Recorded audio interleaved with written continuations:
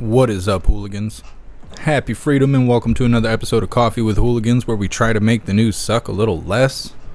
I appreciate all of you guys being here. We're going to read through the schedule really quick. We'll check on all the chats, make sure everything is running smoothly, then we'll go ahead and get her started.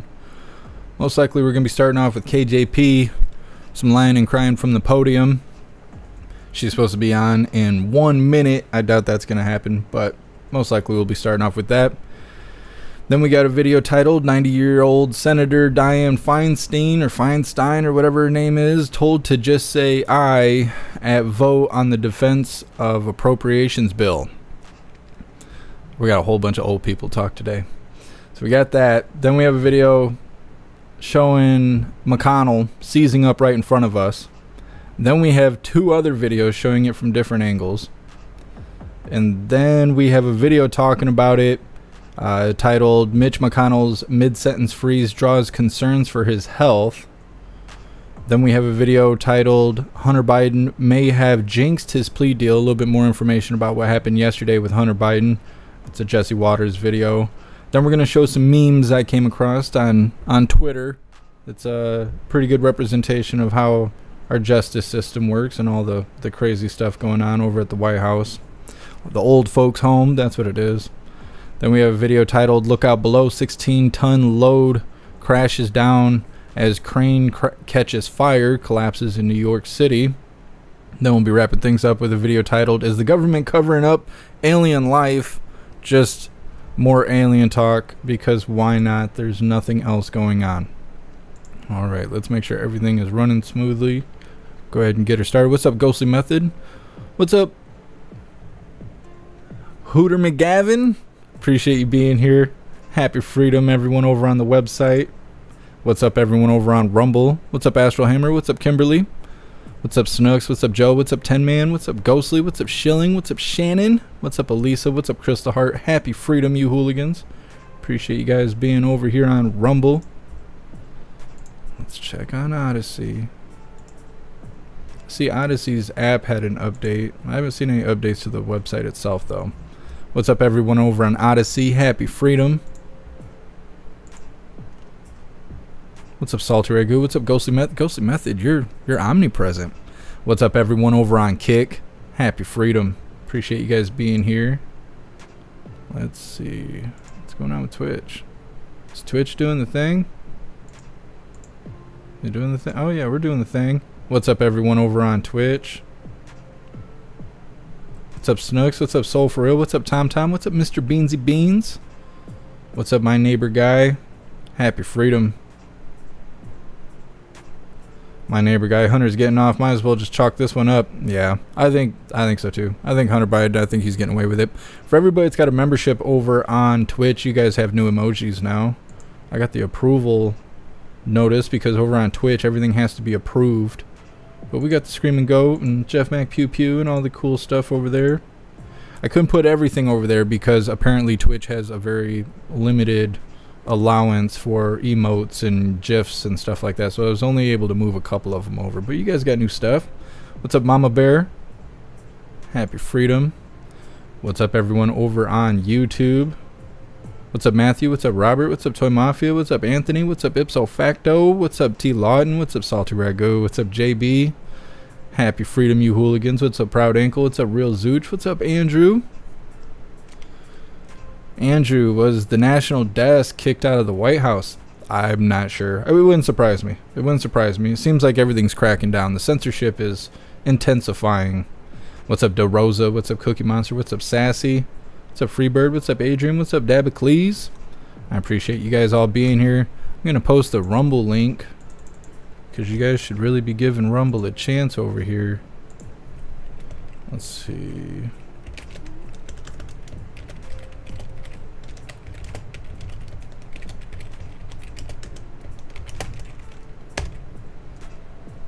Matthew, Odyssey doesn't work. Is our Odyssey not running? Odyssey is kind of hit or miss. That's why I haven't been telling people to go to the platform. I'm waiting for the update to come out before I start suggesting it again. Rumble's constantly improving things. Their app is okay. It's all right. I still like the browser better if you go to rumble.com. I think it's better. What's up, Bagpiper? But yeah, we need everyone to move their membership from YouTube over to Rumble or jeffmaclive.com, or you can give Kick a try. I don't know what's going to happen with YouTube. YouTube's got more community guidelines coming out. Adrian, Rumble and the website buffer for you. It could be a web browser thing.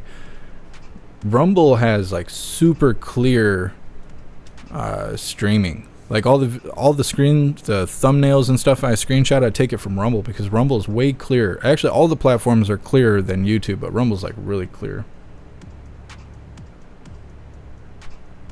All right, let me see what's going on here. Well, KJP isn't on stage yet. We'll look and see if we can find other people in the room.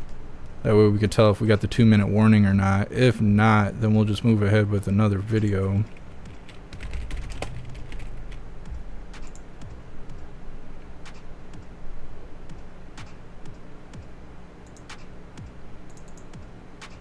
Getting it figured out.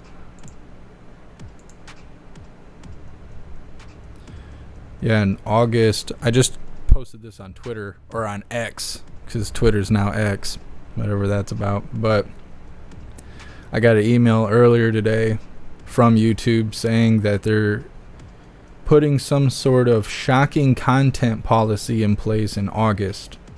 So anything considered shocking content will now be a strike and be taken down and all this stuff. I don't know. I can't stand YouTube and all their community guidelines. Weird, it doesn't look like anyone else is up with the press briefing right now, which makes me think that they are not ready. Is the White House live? Is old man Walter speaking? No, says she's next in line. Well, we might have time. What's the first video we got here? We got time. She can wait for us. She can wait for us.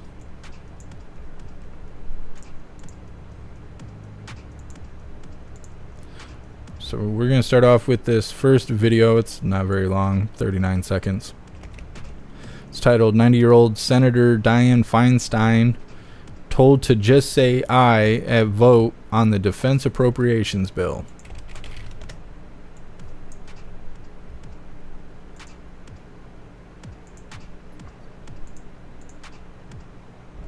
All right, let's get her started.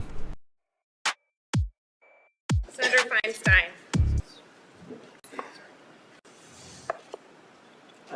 Say aye. Pardon me? Aye. Yeah. Just say I would like to support a yes vote on this. It provides $823 billion. That's an increase of $26 billion for the Department of Defense. And it funds priorities submitted. yeah. Just say aye. Okay, just Great. aye. Thank you. Senator Feinstein. Being told what to say. These people supposedly are running the country. Supposedly. That's supposedly what's happening. We're just going to keep it running at the old folks home here. We're just keep it going. KJP's not on stage yet. And we get a bunch of short clips. So we're just going to show off all the old people running the country. Let me get this pulled up. This is McConnell. This is one view of McConnell seizing up in front of us.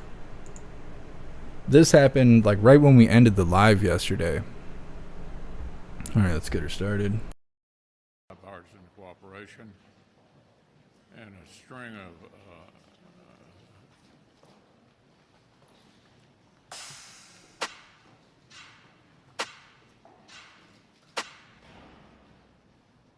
I don't know if he's having a seizure or what's happening. Look at everybody in the background.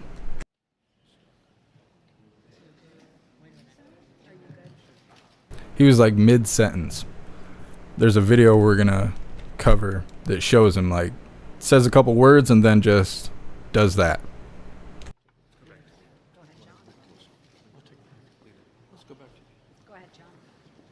And then you can see he's all disoriented and stuff, like he doesn't know where he is. Something happened. cooperation.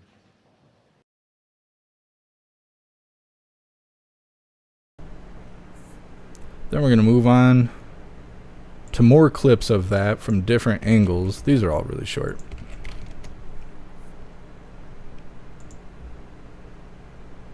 Capitol Hill is just an overglorified old folks' home.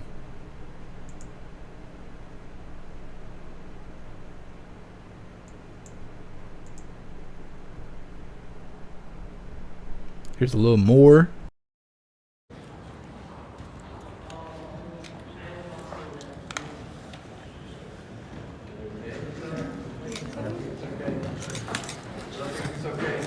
Just frozen in place.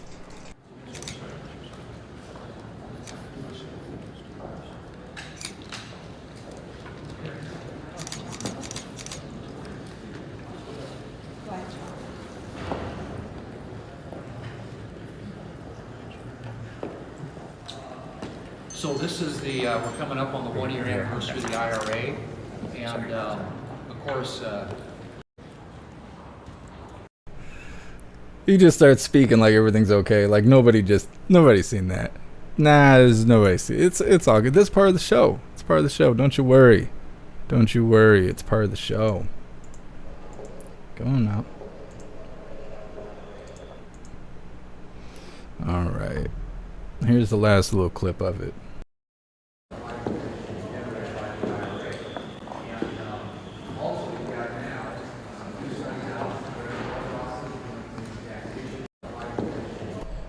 So they had to help shuffle him along there. All these people shouldn't be in charge of anything. They look like they can't even control themselves, can't handle a bowel movement, let alone running the country. So KJP's still not on stage, so we're going to wrap up this little piece here about Mitch McConnell doing the turtle dance. This video is going to give us a little context to what we were just witnessing there. It's titled, Mitch McConnell Mid-Sentence Freeze Draws Concern for His Health.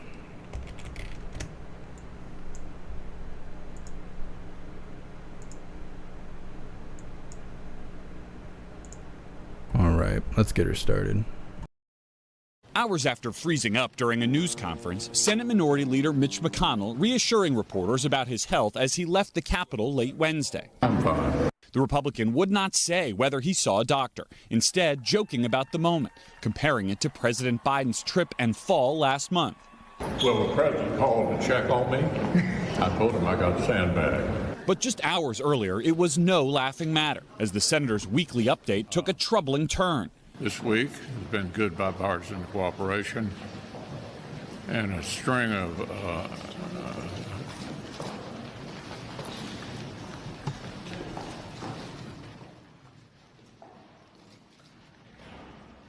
What the hell?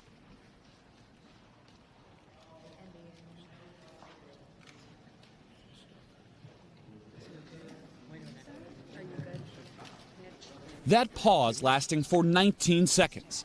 The 81-year-old McConnell apparently suffering some sort of medical episode. Okay, Mitch. His colleagues clearly worried. Anything else you want to say, or should I just go back to your office? Senator John Barrasso of Wyoming, who is also a doctor, escorted McConnell away from the podium and to his office. But just minutes later, McConnell was back at the mic, shrugging off any concerns. You find you're fully able to do your job? It's the latest falling incident after a serious topple in March that left the top Senate Republican with a concussion and a fractured rib. That took 6 weeks of recovery. In 2019, McConnell had shoulder surgery after another fall. And this morning, NBC News learning McConnell tripped and fell just this month while disembarking a plane at Reagan National Airport, according to 2 sources familiar with the incident. And sources say the childhood polio survivor, who has always had some trouble navigating crowds and stairs, has been using a wheelchair as a precaution to help him navigate crowded airports. Now, Senator McConnell's office has been tight-lipped about what caused Wednesday's incident, saying only that the senator was feeling lightheaded and pointing out that he answered reporters' questions sharply after he returned. Hoda? All right, Garrett Hick for us there at the Capitol. Garrett, thank you. Hey, thanks for watching. I don't know. I don't think these people should be running anything. I just don't. They got all these health problems and stuff, which happens, especially when you get up there in years. It's time to pass the torch. It makes no sense. I can't be convinced that these old people are actually running anything. They're just lost. They're just wandering around. They're ghosts before kicking the bucket. What's up, 10 Man? What's up, Donna Sparks? What's up, Sam? Happy freedom, you hooligans, over on the website. What's up, Adrian? McGavinx.com. Yeah, I'm not seeing that reflect on the app, but when I was looking up links and stuff on the desktop, I can see that all the new logos and stuff for X. I don't know. I don't think it's that great of branding, but we'll see. We'll see. There's a lot of people talking about it. Let's see. Cindy, agree. It's time to retire. Yeah, we need term limits. We definitely need term limits. Skybar. See, I gotta be careful talking about getting up there in years, because that's also a part of the community guidelines over on YouTube. You're not allowed to talk about people who run the country becoming elderly. You're not allowed to talk about that stuff. That was the cash in. Because remember, all that information came out and they were like, oh, you can talk about 2020 now and you can talk about this stuff.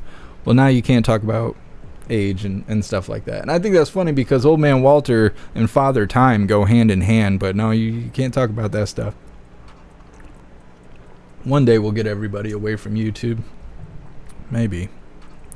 We'll see. Cindy, beyond ridiculous. DC is a nursing home. It is. I don't get it. I see everybody talking about having a stroke and stuff like that. Yeah, I'm sure it was some medical episode, and I'm not really trying to make fun of him having a medical issue. These things happen, and it's not good for anybody to go through that stuff. But if you're in that life, right, you're dealing with that kind of stuff, probably shouldn't be, in charge of major stuff like running the country and stuff. You should probably step down. I'm sure they made enough money. I'm sure they're good to go until they kick the bucket. It's time to step down and pass the torch. We need term limits. It doesn't make any sense that we don't have it. If they slip and fall at work, do they get workman's comp? And does workman comp come out of our tax dollars? Is that how that works? Does anybody know? Probably not. Nobody probably knows, because they don't tell us where our tax dollars actually go. D-Flow, why are people holding on to YouTube so much? Because they're comfortable. Because it's easier to scream freedom than to walk the walk. That's why. There's a lot of reasons why. There's a lot of reasons.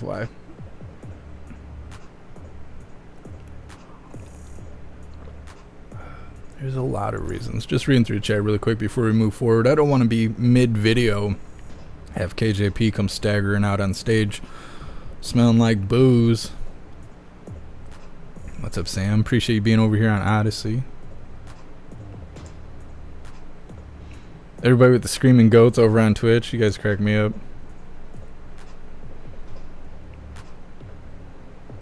What's up, Alan? Happy freedom. What's up, Low Tech?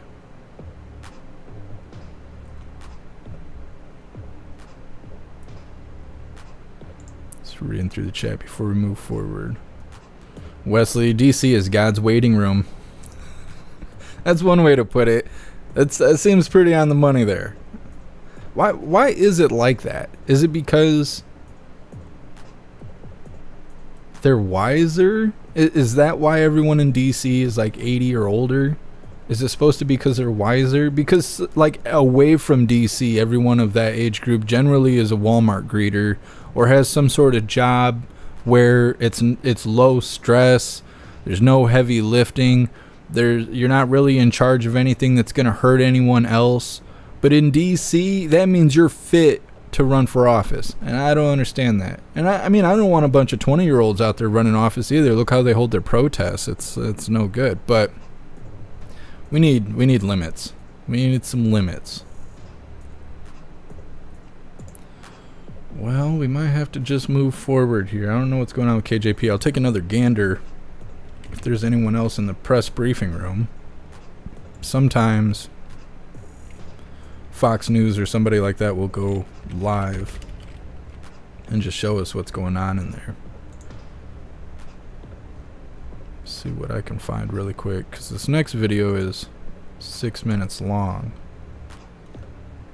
No, I still don't see anything else. I don't know if KJP's coming to work today, but that's alright. We'll just move forward. This next one, It's a Jesse Waters video titled Hunter Biden May Have Jinxed His Plea Deal. It's a little bit more information about what happened yesterday with Hunter Biden. I still think he's getting off the hook. This isn't hopium, because I think we all are pretty aware that Hunter's going to get away with this, just like everything the Bidens always get away with. This is more like detailing the receipts of everything he's screwing up before he gets out of the punishment. Fox News alert, Hunter Biden's plea deal is now in jeopardy. President Joe Biden's son is set to appear in court tomorrow, where Delaware Judge Mary Ellen Noreika will decide on whether or not to sign off on Hunter's plea deal. And Hunter Biden may have just jinxed the deal. You're not going to believe what he just did. Republican Congressman Jason Smith just filed a brief with the judge, entering into evidence the IRS whistleblower testimony. Basically a legal move to get the judge to think, you know what, are you really going to let this guy off so easy? And Hunter Biden's attorney called the courthouse clerk today and pretended to be a Republican attorney and told the clerk, oops, you know what, we didn't really mean to file all that whistleblower stuff. Can you guys just strike that from the record? Seriously, Hunter Biden's lawyer made a phony phone call to the court and tried to remove the whistleblower testimony. He called and impersonated the opposing lawyer. Hey, this is a Republican attorney, Chris Clark. Oh, never mind. I knew that was going to happen. KJP just kicked over the live. We'll come back and watch that video after this press briefing.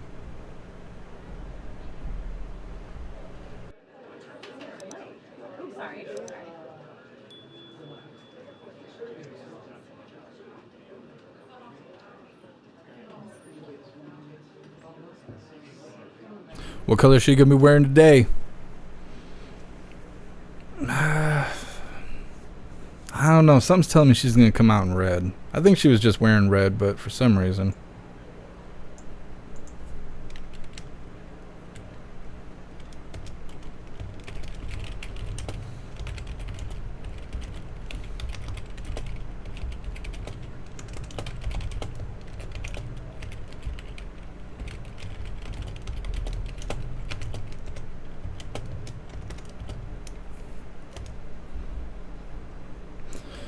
McGavin, you think she's gonna have purple on today? Could be. Destiny, you think she's coming out naked? She's gonna be naked. What's a pumpkin? Happy freedom.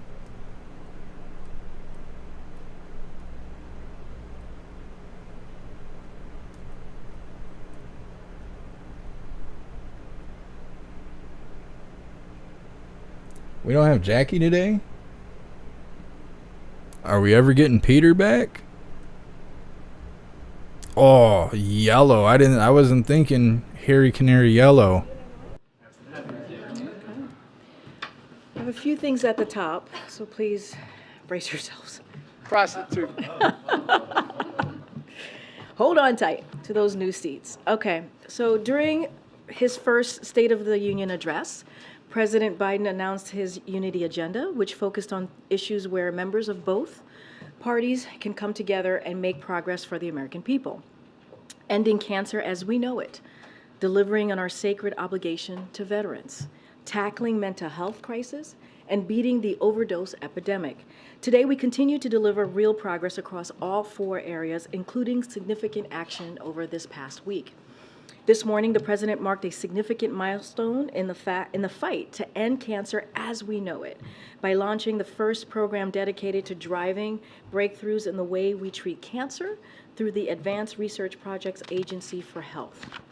The VA also announced this morning that toxic exposed veterans are now eligible for breast cancer risk assessments and mammograms, regardless of their age, symptoms, family history, or whether or not they are enrolled in VA healthcare. Additionally, the agency will conduct a scientific review to determine whether there is a relationship between 3 types of cancer conditions and toxic exposure for service members. Another important step to further expand benefits for veterans and their families through the PACT Act. With these key actions, we continue to deliver on our sacred obligations to our veterans. and they build on our progress to expand medical care and housing guarantees for veterans, invest in VA medical facilities, and expand employment protections for military spouses. Now, as you all know, the President also announced this week a landmark rule to strengthen mental health parity requirements for more than 150 million Americans. This week's monumental news on mental health parity builds on steps we've already taken to tackle the mental health crisis, including launching the 988 Lifeline, a confidential line Americans in crisis can call anytime. And if you are someone out there who is in crisis, please do call 988. As I just mentioned, this is a federal government program that is there to help all of you, or any one of you. Investing historic resources to remove barriers to care, and making sure service members and veterans can get the mental health care they need. We also recently announced additional steps to address the overdose epidemic and save lives. We introduced a whole of government response against the emerging threat of fentanyl combined with xylazine.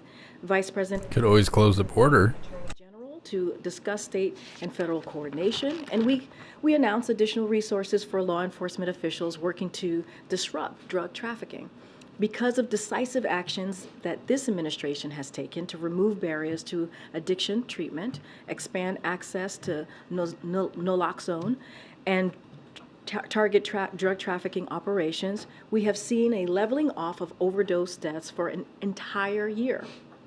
It is a hopeful trend we are working to ensure actually continues.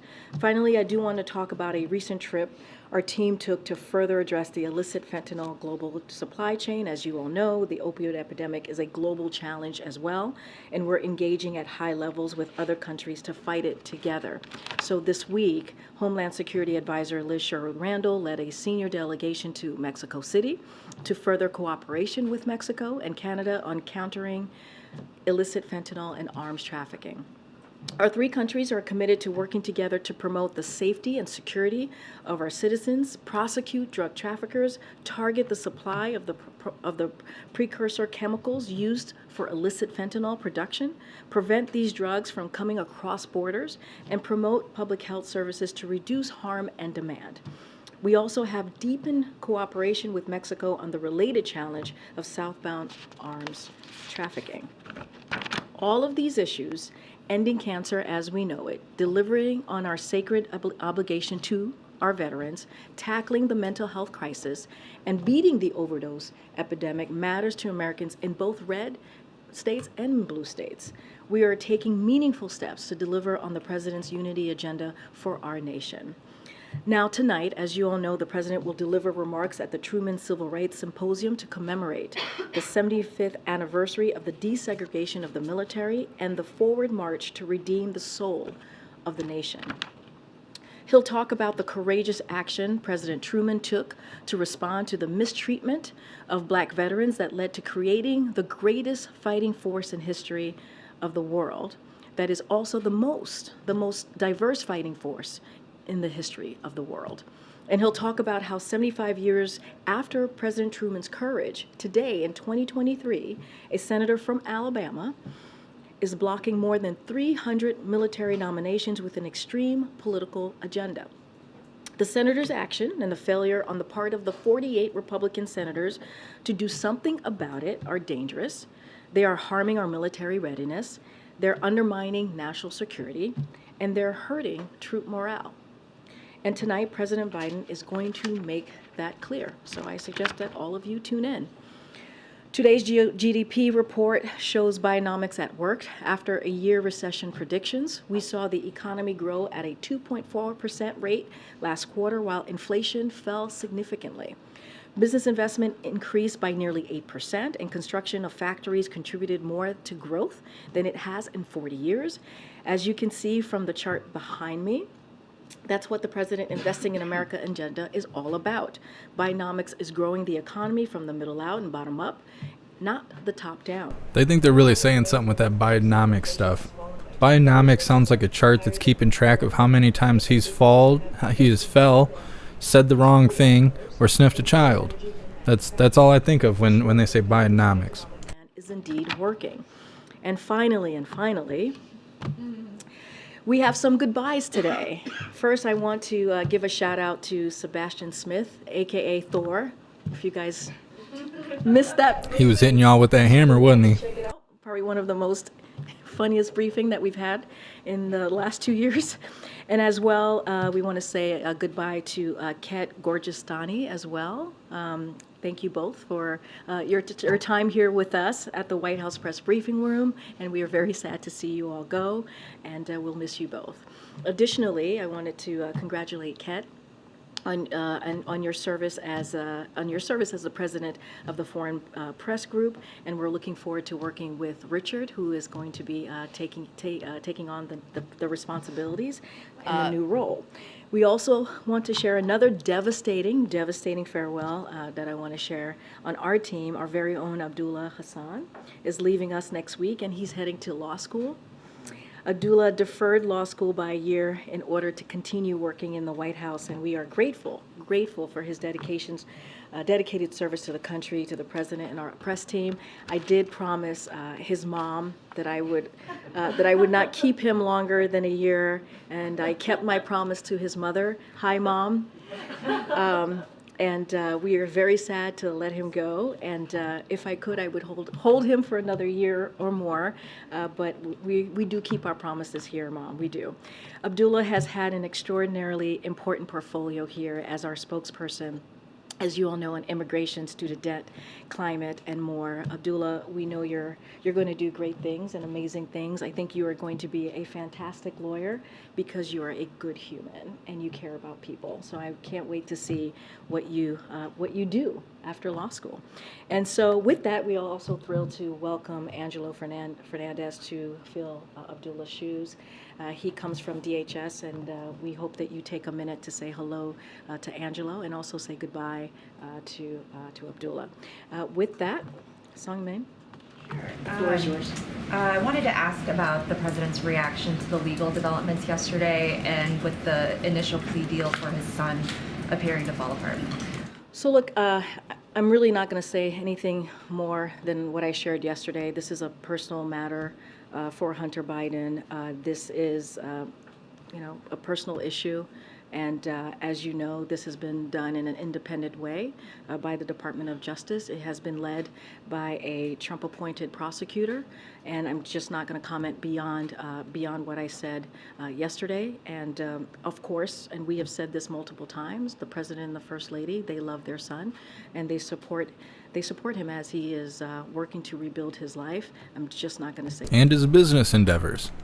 And on Leader McConnell, he mentioned that the president called him yesterday. Can you talk a little bit about that conversation, what the president's message was to Leader McConnell, and whether the president believes he is able to serve considering his medical conditions as the Republican leader? So I'm not going to get into the medical condition of the Republican leader in the Senate. What I can say is the president respects Senator McConnell. There is a lot that they disagree on, but they have found ways to work together to find common ground, and I think that's important for the American people to see, that bipartisanship and how they've been able to work together. Obviously, the president has known the senator for some time now. Like the leader mentioned, the president called him yesterday. I'm just not going to go into details on that conversation. What'd he call him? As you know, and we say this often here, we try to keep those conversations private, and so I'm just not going to go into details from here. Thanks, Karine. To follow up on Hunter, is the president concerned that his son's legal challenges will continue to take attention away from the White House now that this plea deal has fallen apart? I'm just not going to speak to the politics of this. I'm not going to speak to characterize any of this for the president. What I can say is that, and I've said this before, this is a personal matter. This is Hunter Biden, as you know, is a private citizen, and this was done in an independent way. This investigation is being led by a Trump-appointed prosecutor. And so the Department of Justice is independent. We give them the space to be independent, and we respect the rule of law. I'm just not going to get into details of characterizing. Has he spoken to Hunter? I'm just not going to speak to any private conversation that the president has with his family. And one other one. In December 2021, President Biden told ABC's David Muir that accountability is necessary for the January 6th insurrection at the Capitol, no matter where. It wasn't an insurrection. Stand by those comments, even in the case of former President Trump. I just don't have anything additional to add. As the president spoke, was very candid when asked that question, and I believe his words still stand today. Hey, Andrea, good to see you. Yeah, good to see you too. Andrea. It's okay. On Niger, is the U.S. considering, making a plan to remove troops from Niger? Will you have to evacuate U.S. citizens? And is there any indication at all that Russia could be have a hand in what's happening there? So a couple of things. So the U.S. Embassy released a security alert on July 26, advising U.S. citizens, which was yesterday, as you all know, to limit unnecessary movements and avoid the affected area until further notice as the situation develops. We continue to monitor the situation and will continue to provide information to U.S. citizens in the region through the travel advisories, alerts, and travel.state.gov. We strongly encourage U.S. citizens in Niger to enroll in the Smart Travel Enrollment Program at step.state.gov to receive important emergency information and be careful. Be careful about where they are and what they're doing. We will certainly determine on what is needed as we get further information. To your question about Russia, Putin, I know there's been question about Wagner Group as well. Until now, we have not seen incredible indications of Russian or Wagner involvement, but to the U.S. citizens who are in the country, we again continue to tell them to be mindful, to be careful, and as I just stated, we did put out an alert yesterday. And just another one on international stuff. I think the subpoena, we were supposed to provide information on Afghanistan and the withdrawal by Tuesday at 10 o'clock. That hasn't happened. Are you concerned that you could be held in contempt if you don't provide that information? I don't have any comment on that at this time. Okay, and then just real quickly on Maloney's visit today, to what extent will you be talking about China and particularly the Belt and Road Initiative? Do you have any indication that the Italians will accelerate moves to get out of that arrangement with China? So, look, I don't want to get ahead of the conversation that they're going to have. As you know, they're going to be meeting fairly shortly. As it relates to the Belt and Road, I presume, is that what you're speaking towards? I know my colleague was asked a couple times yesterday from NSC. What I can expect is they will discuss the benefits of closer transatlantic coordination regarding our approach to the People's Republic of China, among other topics, but I don't want to do anything more to confirm any specifics. Obviously, that conversation is going to happen in less than an hour, so I want to give the President and the Prime Minister the opportunity to go through their agenda. Thanks, Karine. I know that so far you guys have been unwilling to say exactly where President Biden invited the Israeli Prime Minister to here in the U.S. Earlier today, Israeli Prime Minister Benjamin Netanyahu said that President Biden, in a phone call, invited him to the White House for this visit later this year. Can you confirm that? What I can say is they both agreed to meet in the United States later this year. Both teams are working through what that's going to look like, the timing. I don't have anything else to share beyond that, beyond what we have said last week and continue to say after that conversation is that they both agreed to meet in the United States later this year. The President did not invite Netanyahu specifically to the White House. I just want to be very clear. It was a conversation that they both agreed that it would be in the United States. Don't have anything further. Both teams are indeed talking and working through.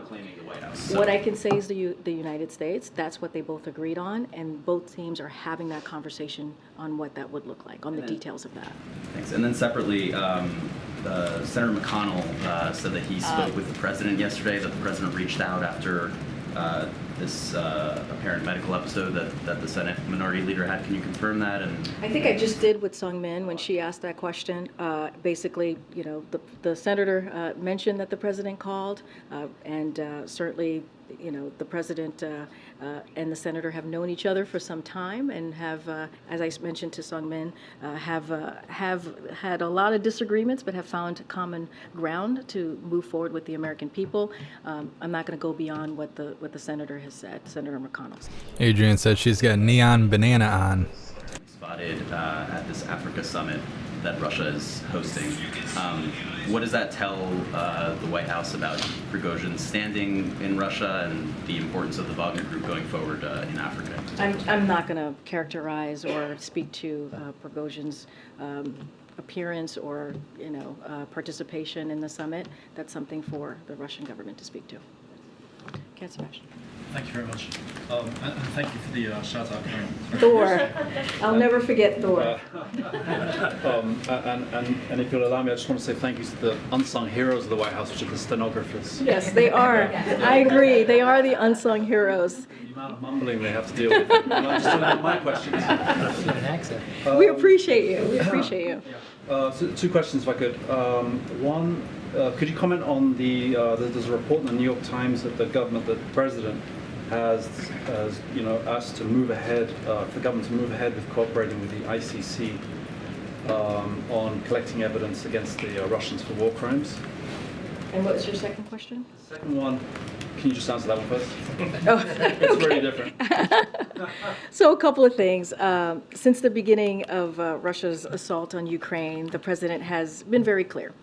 There needs to be accountability for the perpetrators and enablers of war crimes and other atrocities in Ukraine. He's been very clear about that. We support a range, as you know, of international mechanisms to identify and hold accountable those responsible, including through the Office of Ukraine Prosecutor General, the Joint Investigative Team through Eurojust and the United Nations Human Rights Monitoring Mission, the expert missions established under the OSCE's Moscow mechanism, and the International Criminal Court, among others. So we have deployed teams of international investigators and prosecutors to assist Ukraine's Office of the Prosecutor General in documenting, preserving, and preparing war crime cases for prosecution. And the Department of Justice has entered into a memorandum of understanding to cooperate with Ukraine on investigations and prosecutions of war crimes committed during Russia's invasion of Ukraine. So, but on the ICC specifically, which is your question,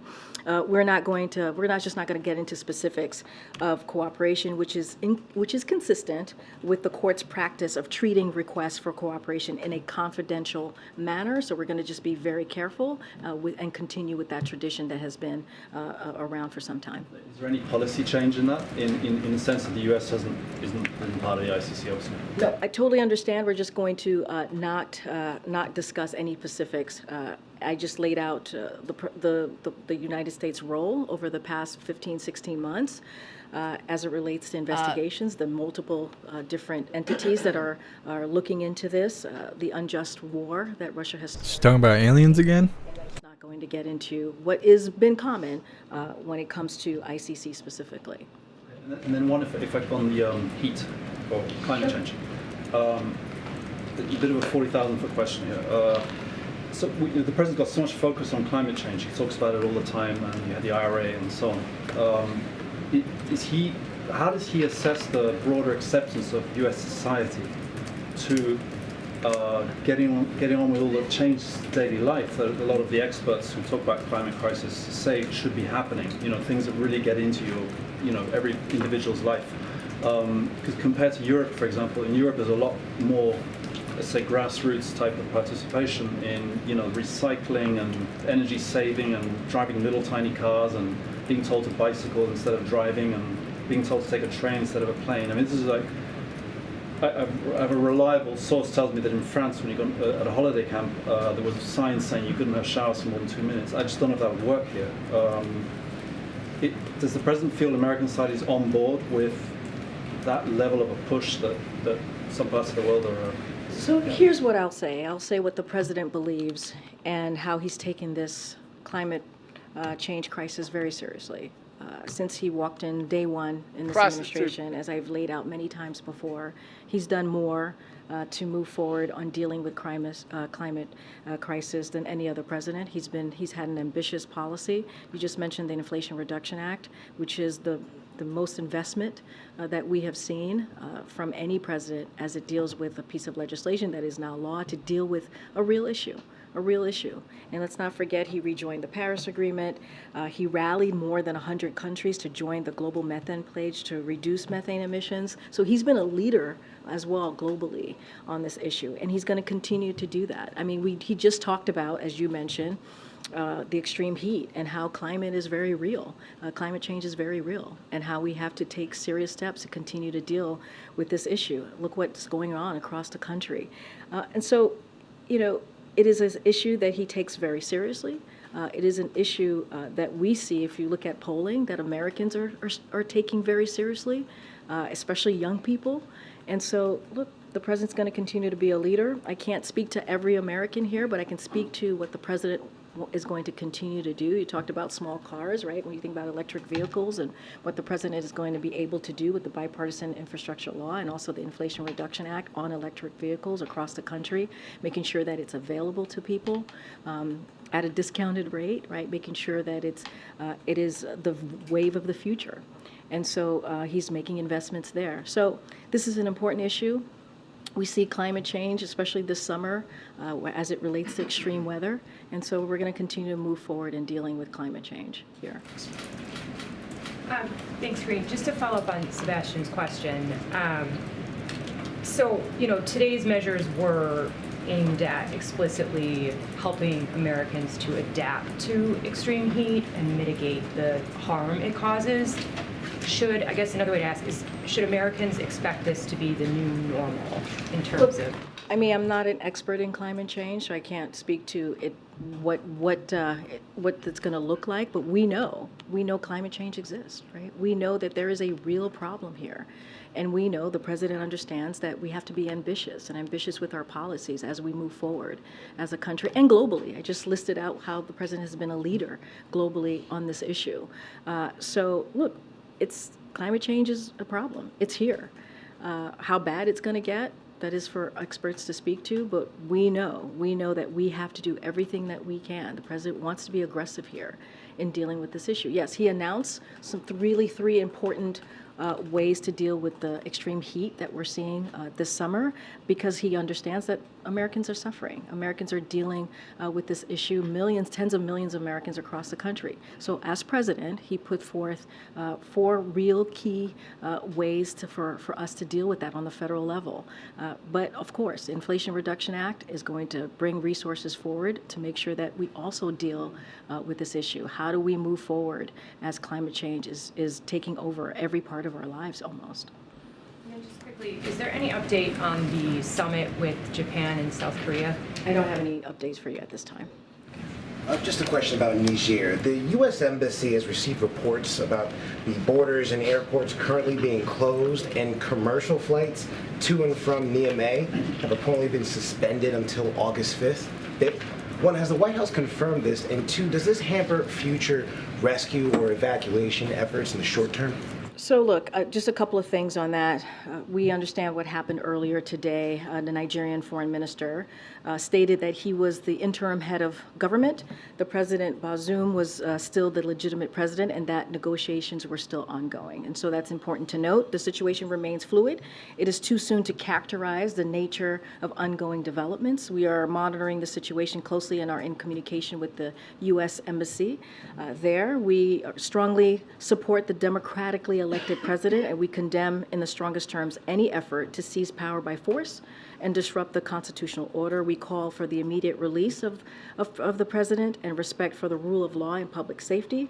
And so we echo the strong condemnation of yesterday's action by Economic Community of West African States and other regional and international organizations. We are monitoring the situation closely, and we are in communication with the U.S. Embassy. And so as I just mentioned earlier, we have put out an alert to the U.S. via the U.S. Embassy. They released a security alert on all Americans who are there and how they should move forward. And so we'll continue to keep a close eye on what's going on there. And one more question. How does this administration reassure Americans who worry about the health of leaders in Congress and here at the White House because of their advanced age? I'm not going to speak to leaders. Advanced age. That's one way to phrase it. them to speak to.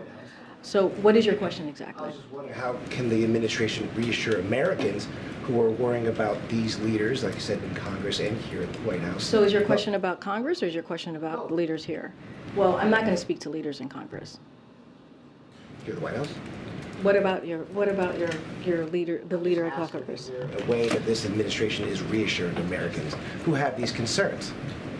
Look, we've been asked this question multiple times, and you have a president who, I just went through his unity agenda, what we've been able to do in a bipartisan way as it relates to issues that really matter to the American people, right? The cancer moonshot, which is actually going to make a difference with people and Americans who have family members dealing with cancer.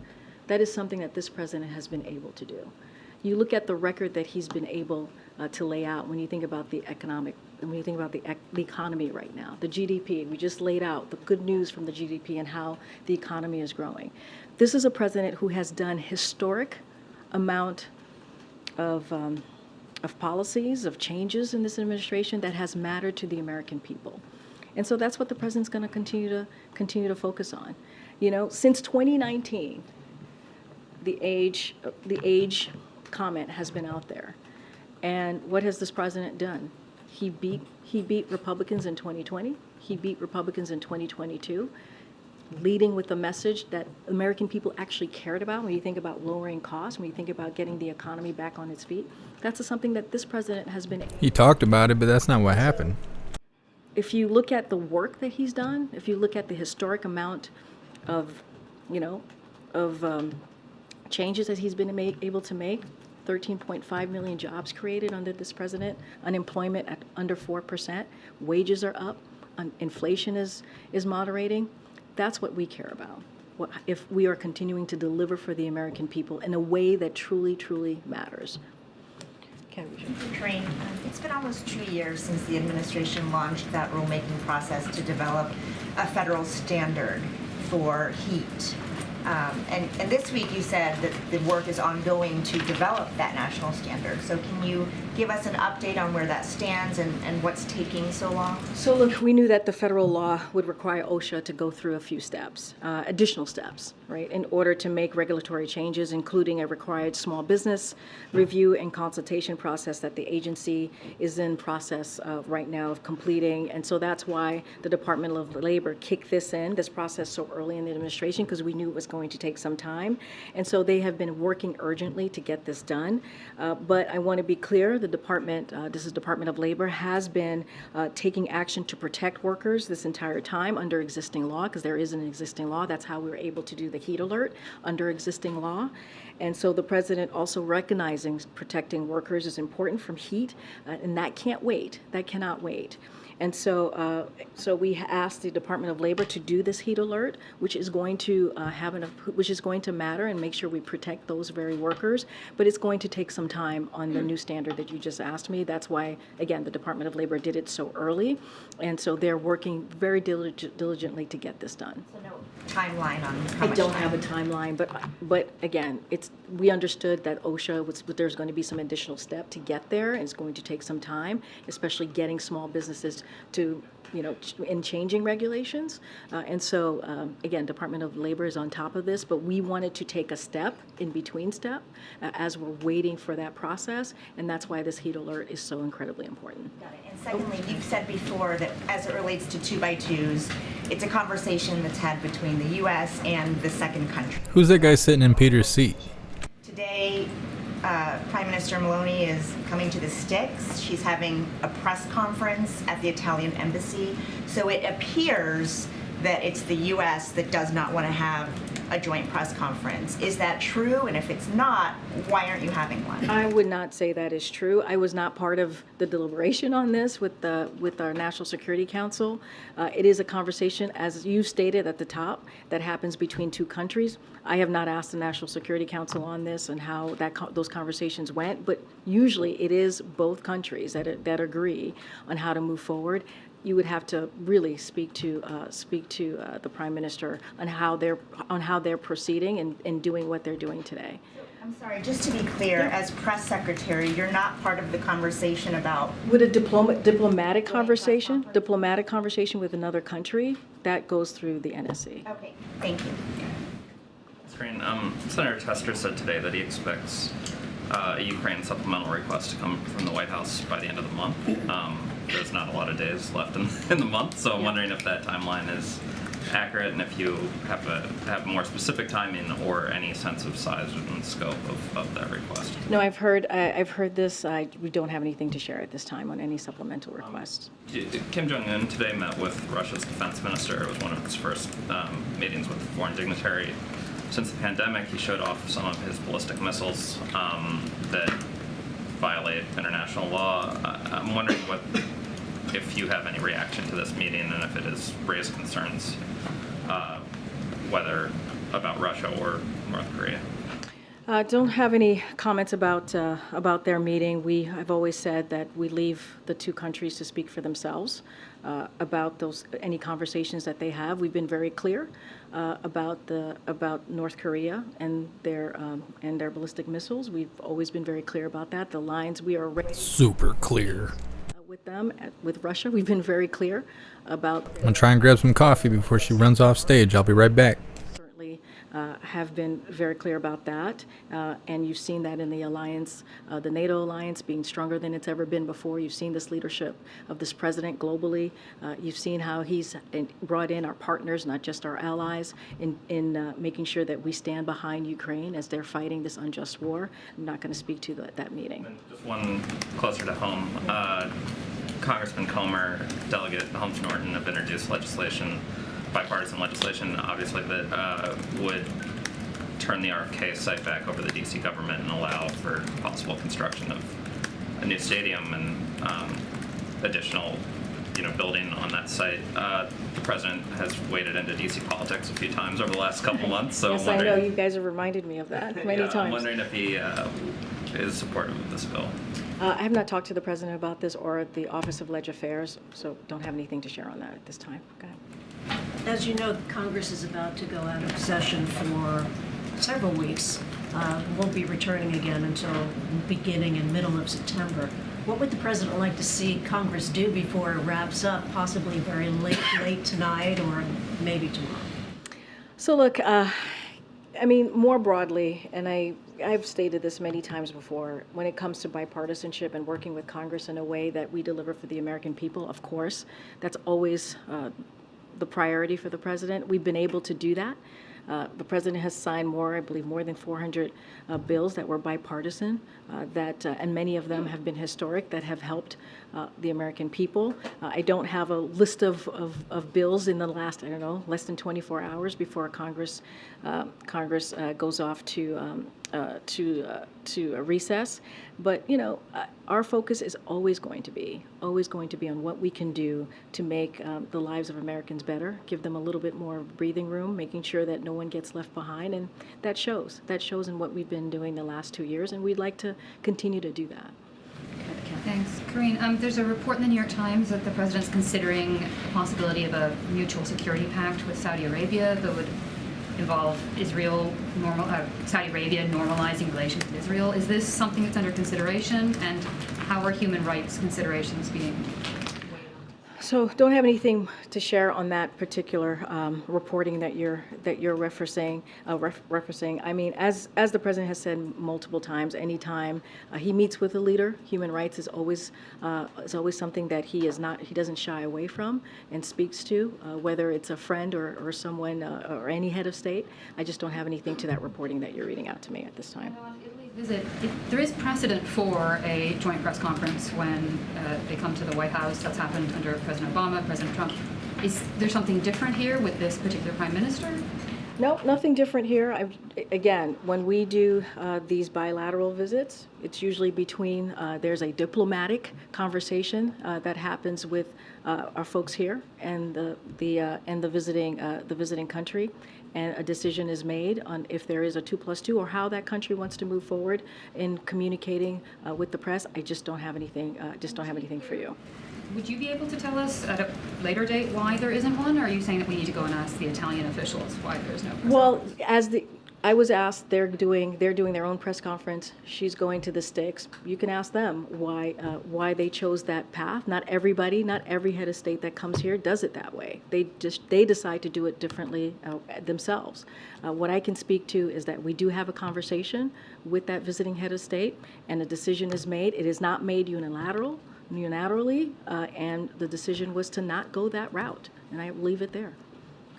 If you could, just to follow up on that, will you circle back to us, because I know our briefings will be limited with the president going out of town, and tomorrow the president traveling. If you could circle back to confirm as our conduit, just to be clear, if the White House offered the opportunity to the Italian Prime Minister for a 2-and-2 or for a press conference to take place, and similarly while you're at it, if you could ask about all the other ones that have come previously, because there's been a lot of foreign leaders who have now come to the sticks, which many of us in the room in the past have not had that experience before, certainly not on a 100+ degree heat index day. I forgot about the weather. That's a good point. So as our conduit, if you would find out those answers, and also what the White House, what the official policy is on those matters, and why it has changed over this administration versus years past. I'll leave that to you to circle back to us on. But let me ask you about Vladimir Putin, and he's now pledged to provide free grain products to He told her she could circle back. Nations right now, nations that we're not going to be able to receive that because the Russians are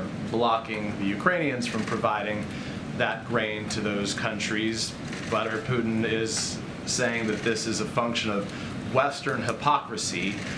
Trying to get the U.S.'s response to that, how the U.S. will proceed in this situation, most broadly.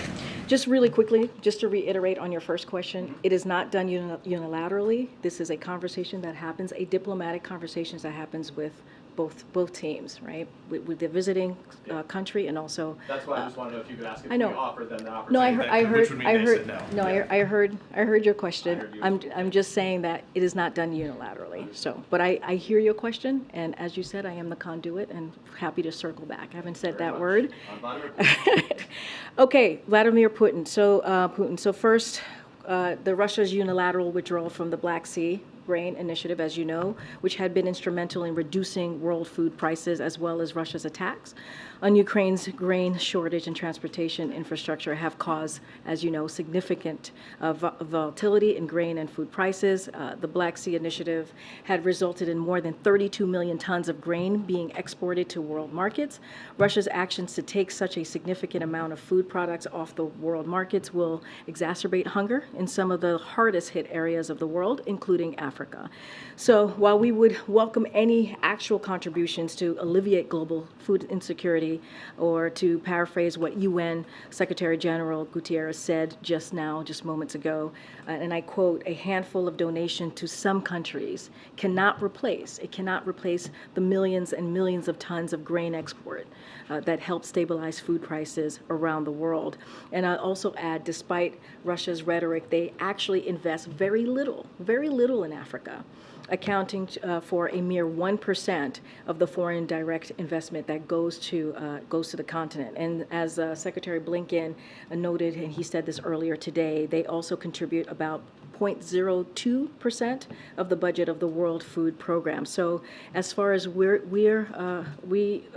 considered, the onus is on Russia to show that it isn't an empty promise, if that is exactly what they're going to do.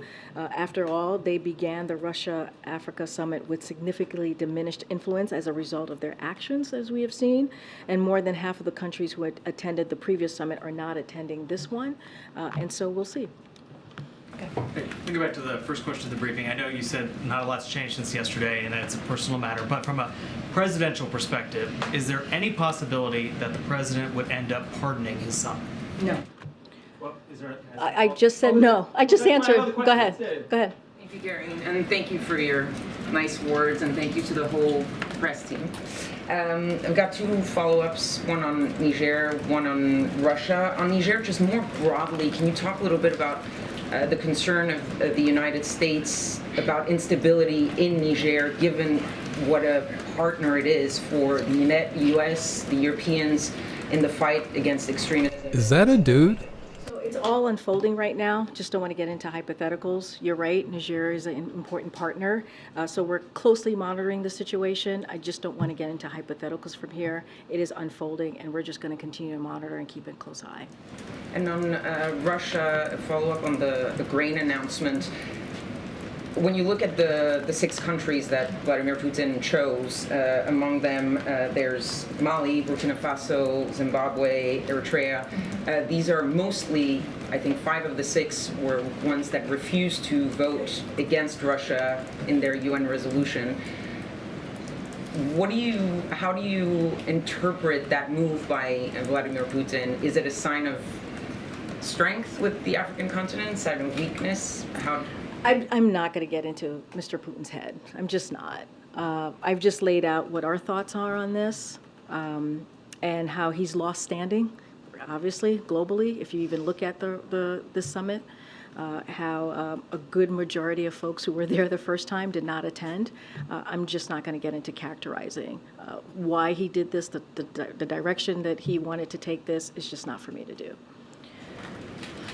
Thanks, Karine. And thanks, Abdullah, for your help over the years.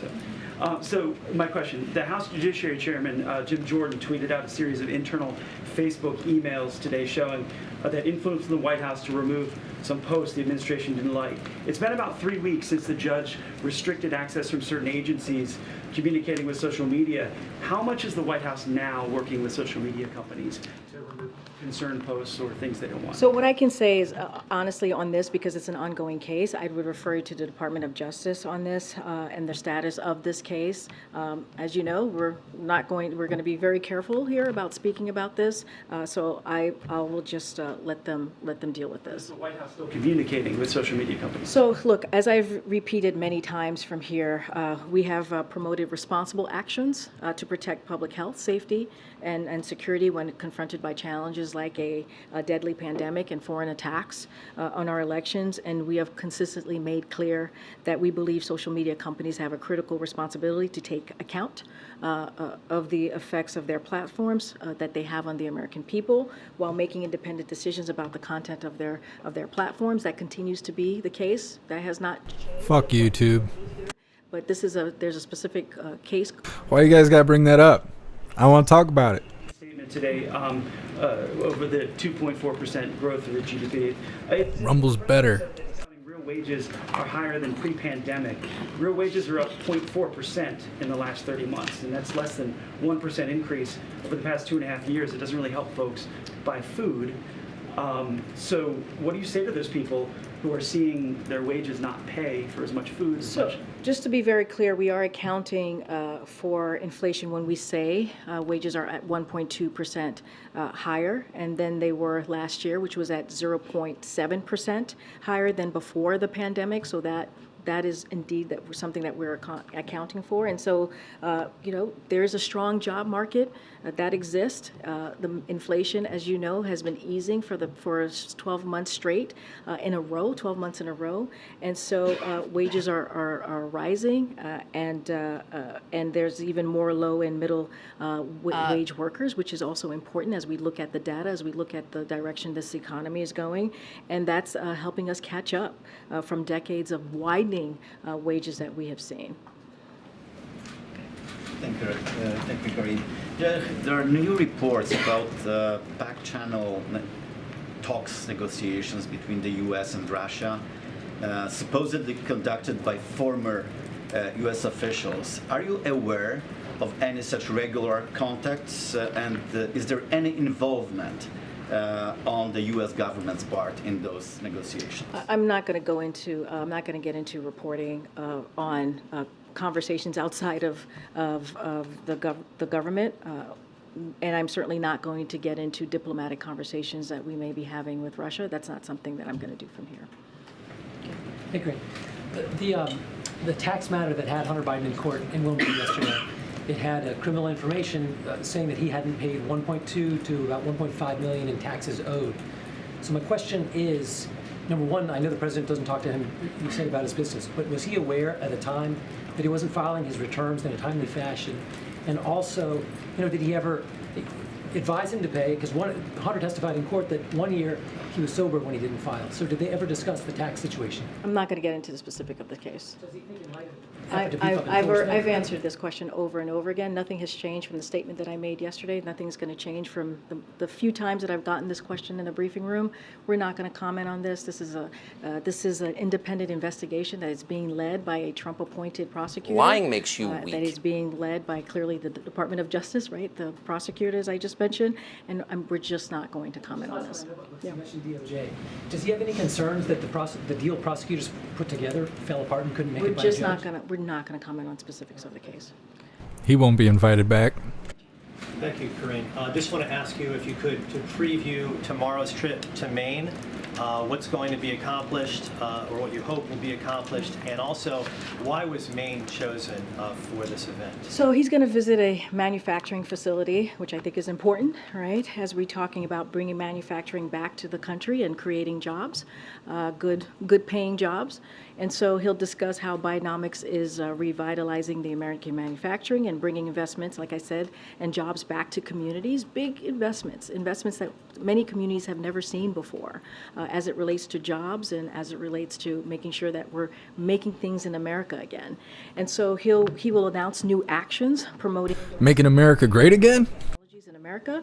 And as you know, we've announced more than $1.5 billion in investments in Maine infrastructure, including $570 million for funding for high-speed internet. And so public investment from this president's legislative accomplishments are helping to revitalize local legacy industries like textiles. So that's what he's going to be doing tomorrow. It is going to be his first time in Maine. Like the president said, he's a president for everyone. And so we're excited to go there. He's excited to be there to make this announcement and critical, important announcement to not just the constituents of Maine, the American people of Maine, but also to the country.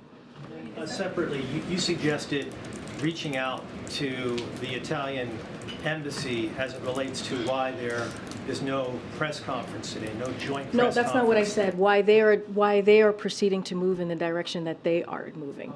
I did. I reached out to them during the briefing, and what they said was, we didn't insist, knowing that you would not accept. Is that accurate? I have no idea. I mean, you're asking me to comment on something that they said. I haven't even spoken to the team yet, so I can't comment on what you're reporting right now. I have to talk to the team. What I can say, it's not a unilateral decision. It's a conversation that happens with the visiting country. Don't have anything more to share on that. As they are proceeding with the way that they want to communicate, that's on them to speak to. That's not on us to speak to. Is there any reason, just to tie this up, Yeah, is there any sure. reason why it would be rejected? That idea of a joint press conference would be rejected? Like I said, it is a unilateral. It's not a unilateral decision. It is a conversation that we have with the other country. So I can't speak to specifics on that. Go ahead, Brian. Thanks. 2.5 questions, and thanks to all the colleagues and all the members of the staff that are leaving. I want to get all that in. As for climate change, I just want to drill down a bit on that. In Lithuania, the president said that it is the greatest existential threat that we face, and the window is closing. Since then, there's been no meaningful legislation introduced in Congress. During the congressional break, will the president be working with his allies in Congress to up the legislation to address climate change? Inflation Reduction Act. That was I mean, but we can't poo-poo that. That was an incredibly important piece of legislation that we are currently implementing. Look, Blink, blink, blink, blink. Is going to make a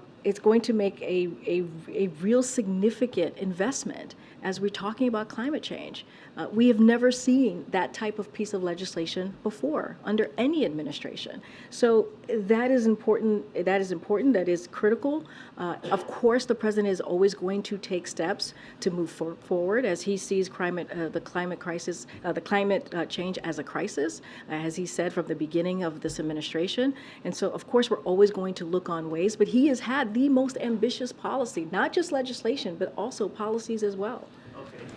Well, I just wondered if he was working on additional legislation. But we're always looking on ways, and we've already had ambitious policies to deal with climate crisis. Second one, and I just want to drill down a little bit on the Hunter Biden thing.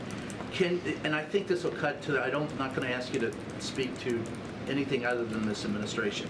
Can you state categorically that the administration has neither sought nor received favorable treatment from the DOJ for any investigation into the president, members of the administration, his family, or former President Donald Trump? Absolutely not. The Department of Justice is independent.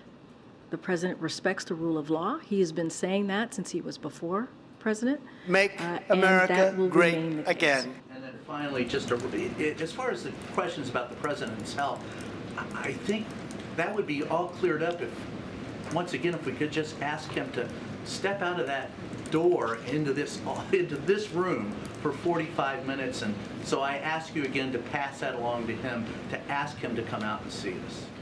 I appreciate the request.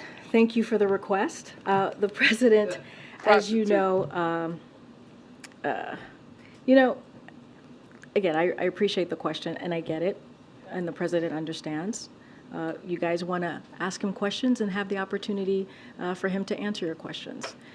I do want to say this is a president that has done more in the first 2.5 years, when it comes to the economy, when it comes to really giving the American people a little bit of breathing room than any other president.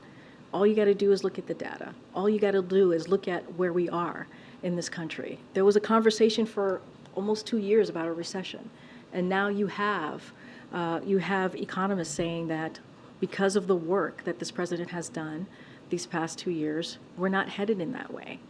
And so, this is a president that wakes up every morning thinking about the American people and doing that job and doing the work, and you see that. You see that, again, in historic pieces of legislation, whether it's the bipartisan infrastructure legislation. That was a joke. Infrastructure Week was a joke. And now we're talking about infrastructure decade. Chips and Science Act, we're able to do that in a bipartisan way. You're going to see the president in Maine tomorrow talking about how to bring jobs back to this country, how to bring manufacturing back to this country. Things that the last administration was trying to do, and it was a joke. And this president is actually making it happen. So I'm going to just keep talking about that, keep laying that out. But I get that. Yeah, that's how brainwashing works. You will. Okay. Oh. Oh, okay. I don't see anybody. Oh, there we go. Hi, how are you? This is Biden's first time coming to Maine as president. Can you share why he chose to come to Maine now and specifically to Auburn? Oh, my goodness. I think I just answered that question.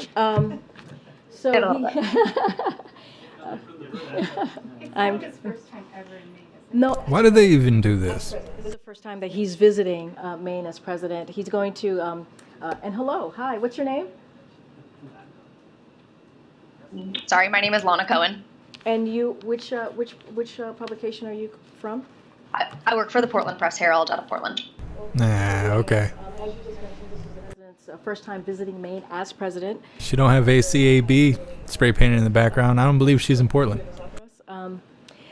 So he's going to be visiting a manufacturing facility to discuss how Bidenomics is revitalizing American manufacturing. As you know, for the past couple of months, we've been talking about investing in America and how the president's really key pieces of his legislation, like the Chips and Science Act, the bipartisan infrastructure legislation, and so many others, have helped create good union-paying jobs. And so this is part of that conversation that you'll hear from the president, promoting domestic manufacturing of new technologies in America. And we've announced, as you know, $1.5 billion in investments in Maine's infrastructure, including $570 million for funding for high-speed internet. And so you're going to hear directly from the president. He wants to make sure that the American people get to hear from him directly, and the people of Maine are going to be able to do that. We're going to have the governor of Maine, Janet Mills, who will be in attendance as well. And so the president's surely looking forward to visiting tomorrow, his first time as president. All right. Could you provide any more information about his visit? Is he going to be attending anything else besides the Auburn manufacturing? So What's your pronouns? To kind of preview the visit, as we normally do the day before each visit. And so, and also we'll have, after that call, we'll certainly release more information so we can do a little bit deeper dive on what the president's doing tomorrow. Great. Thank you so much for your time. Thank you so much, Lena. All right, everybody, have a great weekend, or we'll see you tomorrow and have a great weekend. Still one more day to go. Thanks, everybody.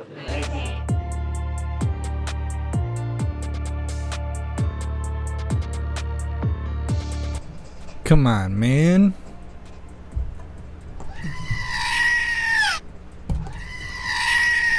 We're going to hit it with a doubly. Everybody's been asking. They're like, we need the screaming goat now. KJP running away. I don't know how she can run so fast being a drunkard. That's all right. We're not concerned for her well-being. Anyways, we're going to go back to this video we had started before KJP interrupted what we were doing over here. That's very much like her.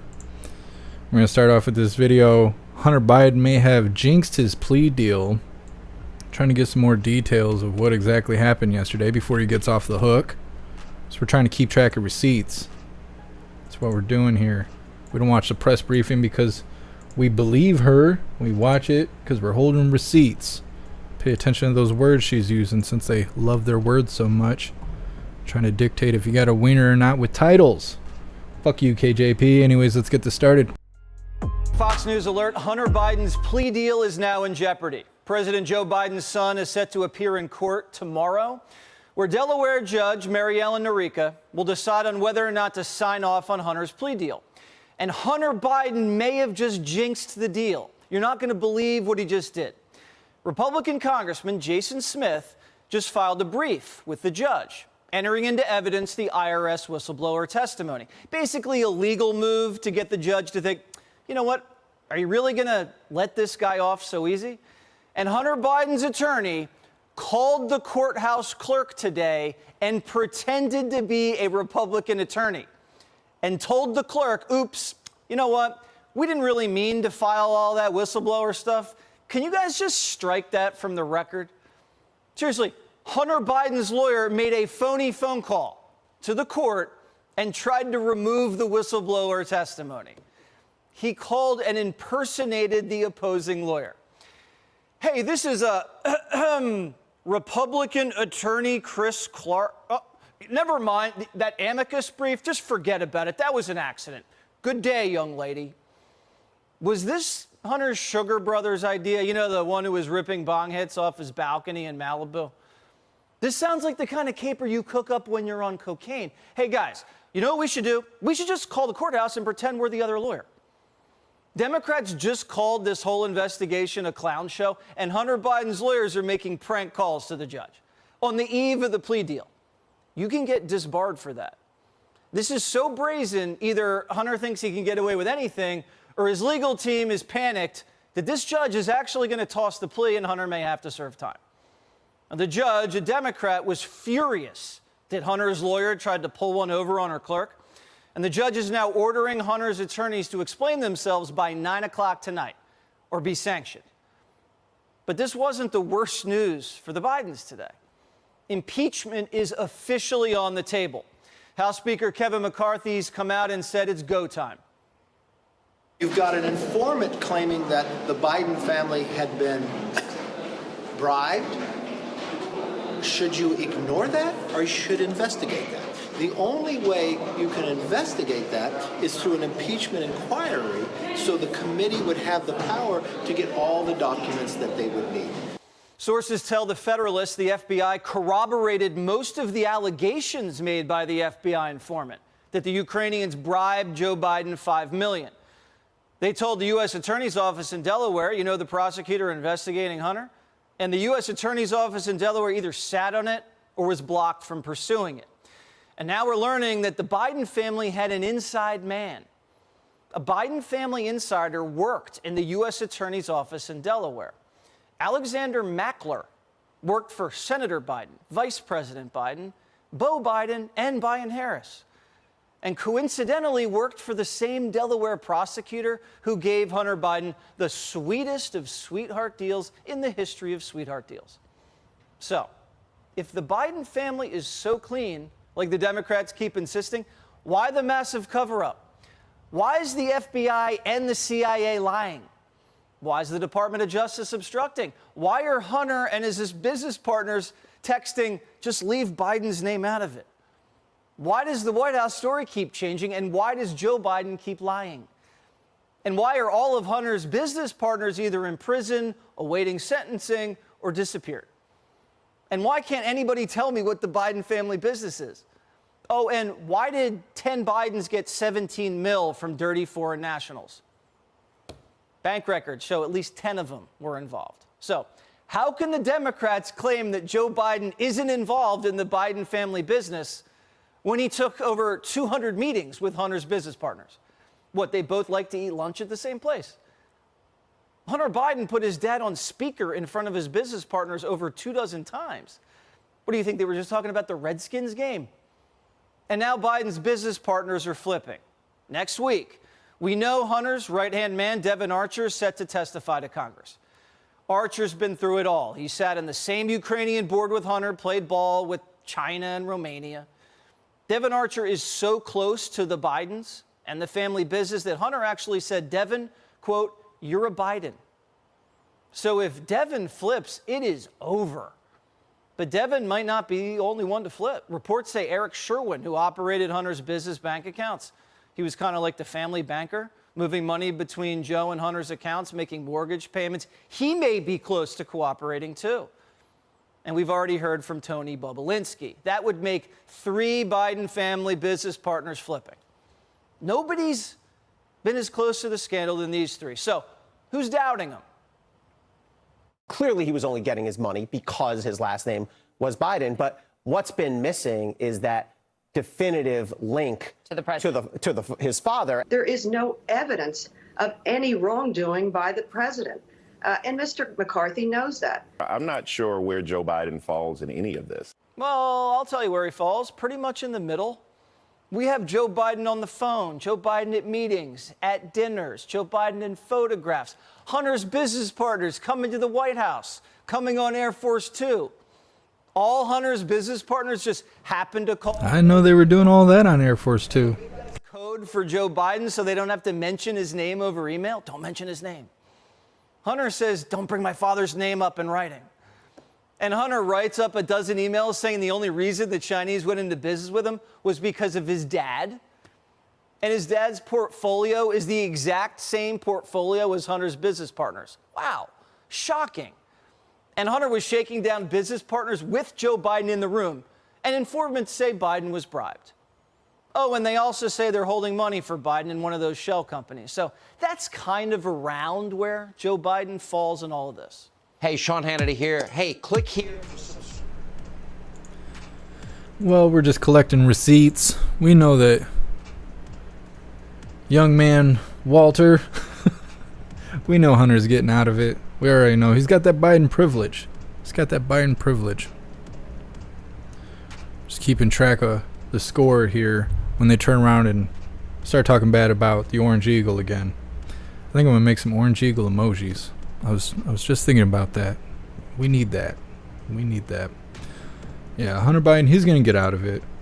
I like that the reporter asked yesterday during the White House press briefing, how is it the old man Walter's been working for 375 years to ban guns, but then his son's out here breaking gun laws? How's that work? She didn't have no answers for that. Let's see here. I noticed that 24/7 was keeping track of answers versus questions, and I think they totaled out to 49 or 48 questions asked. Only 9 of them were actually answered. I like that. I like that. I like keeping track there. We were keeping track of the ums. I can't remember which hooligan was keeping track of the ums and uhs. They might have got burnt out. I ain't seen them in a while. When you get up in the hundreds, it's hard. You start losing count and stuff. But either way, I appreciate you 24/7 for keeping up the tab there so we can keep track. We knew it. We just didn't know the numbers were like that. We knew she wasn't answering questions. We already knew. You guys crack me up in the chat. We're going to move forward to this next video. Actually, first we're going to show memes, and this is a good time to do this. Came across some memes that I thought would resonate with us. Let's see if I Can't zoom in. We'll do that. Oh, there we go. That's much better. Just came across this. I felt like that was very fitting for what's going on with Hunter Biden, Joe Biden, all the other crooks over Capitol Hill. Then we got this one right here. I feel like it's true story. IRS, FBI, DOJ, Democrats holding up the banana flag for the Banana Republic. Good stuff. I come across memes all day, but they're too spicy for YouTube to look at. So we'll put those up there. Those are kid friendly and whatnot for people too soft to come to the free speech platform. So we're gonna move forward to this video titled "Look Out Below, 16-ton load crashes down as crane catches fire, collapses in New York City." Just more stuff going on in New York. First time we've covered New York without it being crime in a while, so why not? Why not?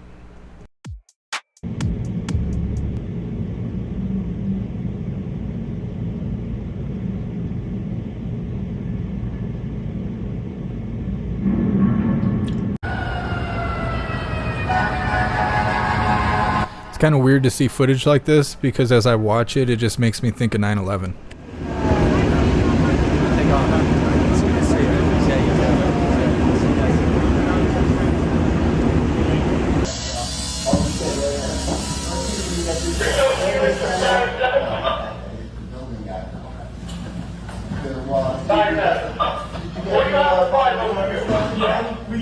Good morning. This could have been a lot worse. At 7:25 this morning, we got a report of a fire in the engine compartment of the crane. And we're talking about the engine compartment above the roof line, about 45 stories up. As our fire units responded to the scene, we had a collapse. The top part of the crane, the boom, and a 16-ton load crashed to the ground. At that point, we had injuries to civilians and firefighters, but they were minor. We have 4 injuries to civilians and 2 to our firefighters. Minor injuries, one of our firefighters are having chest pains and being transported to the hospital. I don't know. I couldn't be up there with them firefighters. We're standing on the top of those buildings. I can't do that stuff. I can't be up high. I don't know why. My legs just get to shaking like I'm twerking for freedom. There's not a whole lot I can do about it. I couldn't be up high like that. I wouldn't be saving anybody. I'd be needing saving myself. It's crazy stuff. They don't really talk about what caused the fire. I seen a video from the ground I couldn't find today where as it was crashing down, there was like traffic and stuff underneath. There was even bicyclists down there and stuff. People just gawking, like driving down the road, but like looking out the window trying to see the crane fall from 100 stories up. People will always be people. Sky Bear, just more insurance money for the destroyers. I'm sure they're making all kinds of money. They got heavy machinery like that. I'm sure they're insured. Now they can afford to buy 2. They'll be good to go. We'll move on to this next video here. Let's see, is this the last one? This is the last one we have. Jesse Waters, is the government covering up aliens? It's the last little bit of alien talk we got until the next look over here, don't look over there happens. Some people think that the alien distraction is because of the FTX guy, the crypto guy. I don't know a whole lot about it, which is why we didn't cover it today. Let's see if I can figure it out. His name is something Fried. Sam Bankman-Fried. I don't know what he did, but he was being charged with some stuff. Maybe I got a little summary here. Disgraced cryptocurrency billionaire, former billionaire, Sam so-and-so, isn't feeling much remorse after his $32 billion exchange FTX collapsed in a matter of days, leaving users unable to withdraw funds and triggering a broader downturn in the crypto market that lost money for countless people around the world. He was being charged with, I don't know, conspiracy and random things, random vague terms and whatnot. And everybody was like really thinking this guy was going to get major charges. And then they dropped the charges. They dropped the charges yesterday. And so a lot of people are saying that that's what they were hiding, is that they dropped the charges on this guy after he made a huge donation to the Democratic Party. I don't know a whole lot about it. As I stated before, I know very little about this. But maybe you hooligans know more about this FTX guy. And he got off the hook yesterday. I don't know if all charges were dropped, but I think the big one that everybody was waiting on, I think the big one got dropped. And so he basically got out of it, like his last name was Biden, and people are kind of upset by it because they feel wronged because of using his crypto market and then having him pull all the funds and close it down and all that. So if I find more or I learn more on the situation, we'll bring it back up. But a lot of people are speculating that's why all this UFO stuff came out yesterday, because that's when the charges were dropped. Anyways, let's get this started. So you either get assaulted by the aliens or assaulted by the federal government for talking about the aliens. But this isn't a joke. This information's so top secret, these whistleblowers are worried about getting murdered. In the last couple of years, have you had incidences that have caused you to be in fear for your life for addressing these issues? Yes, personally. Former Department of Defense official Christopher Mellon joins me now. So, Christopher, what else can you tell us? Well, I think a couple of things are clear from the hearing. First of all, our military is encountering vehicles that far surpass the capabilities of our own frontline aircraft. They're operating on a persistent basis in restricted military airspace. Sometimes they're jamming the sensors on our aircraft. So obviously this is far more concerning than lumbering Chinese balloons. This is something we have to get to the bottom of. The other thing I would say is it's very clear from the hearing today that there's a great deal of information that the government is still not sharing with Congress.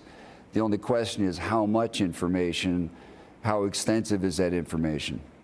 Are they not sharing it because they want to rip off the tech so other countries can't have it, or they just don't want to scare us? It's hard to say. I don't know the answer to that question. I think in terms of the workforce, there's a sense of denial going on. I think there has been in the military for a long time. Generally, pilots don't report these things. When they do, people don't want to hear it. They don't want to talk about it. Nobody wants to engage on this topic. However, it is also clear that, at least at a senior level, there has been more investigation. There is more information than has been let on. So there was a discussion of subpoenas today.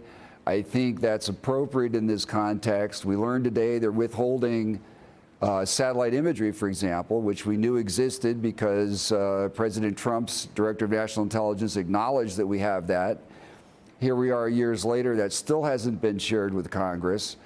So there's an example of critically important information that sheds new insights that's not being shared. Sure, but it's now not just UFO technology. They're talking about the discovery of actual alien life biology. What does that mean?